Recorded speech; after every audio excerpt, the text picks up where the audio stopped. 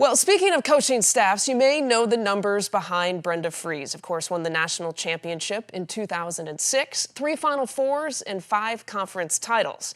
Now, a lot of times we don't get to see the reasons behind those numbers. Not with Brenda Frese and not with Maryland. She willingly invites us all inside her own program home.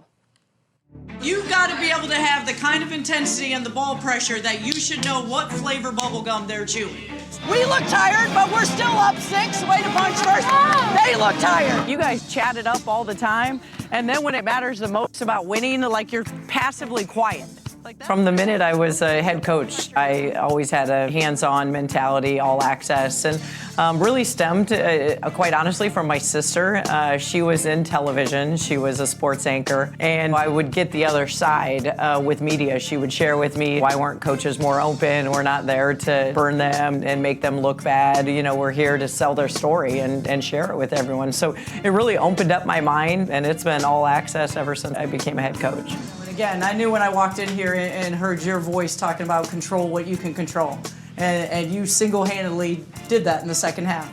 I think it's really cool because she wants you to know her authentic self. And so what you see is what you get, that she's not trying to hide anything. She is who she is. She loves that, you know, about herself, and she should take ownership in that because it's really cool what she continues to do every single day. Y'all are greedy. Y'all are greedy. When you can go into thousands, maybe millions of households, I can't go out and individually reach that many people. I want to share with people, if you come to Maryland, this is the head coach you're going to play for. This is the team and the family environment you're going to get to have for the next 4 years of your college career and beyond. And that's what it means to compete with joy. Right? That's what it means. Like, it's not supposed to be easy when you get out there. It's not supposed to be easy every single time you step out on the floor in conference play. People always ask me, do I save my speeches and, you know, do I pull them, out of, and honestly, I don't. Everything is by feel. I love to be motivational. I want to use this time within those speeches that I'm really being that mentor for these young women. Hopefully they're replaying some of that when they move on. I think one of my favorite pregame speeches where she handed out a pencil to every player and she had each player break the pencil. You could break a single pencil easily by yourself, and then she had everybody put their pencils together. A team is really a bond, and so when you put those pencils together and you see how unbreakable you are when you fight together instead of individually. Obviously, you do have to get creative, and I think ones that can imprint, on a memory, I think are also really important.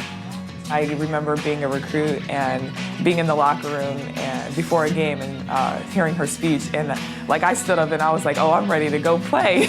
I love her speeches. For me, it's I'll listen and I'll take little bits and pieces, and she'll look at me and I'll nod my head to just let her know that I hear you. She's so passionate about the game too, so all of her speeches always have a little something that you could take away from it.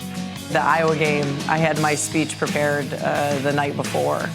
And, sometimes something will kind of change the course of my speech. And that day it did. I was actually listening to Pink, and her song, Who I Love, was Courage.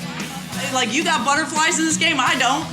I got great courage, right? Because you've already put yourself on that path, right? You've already shown that if we're going to be great, we need everyone to be their best version of themselves, which you've done.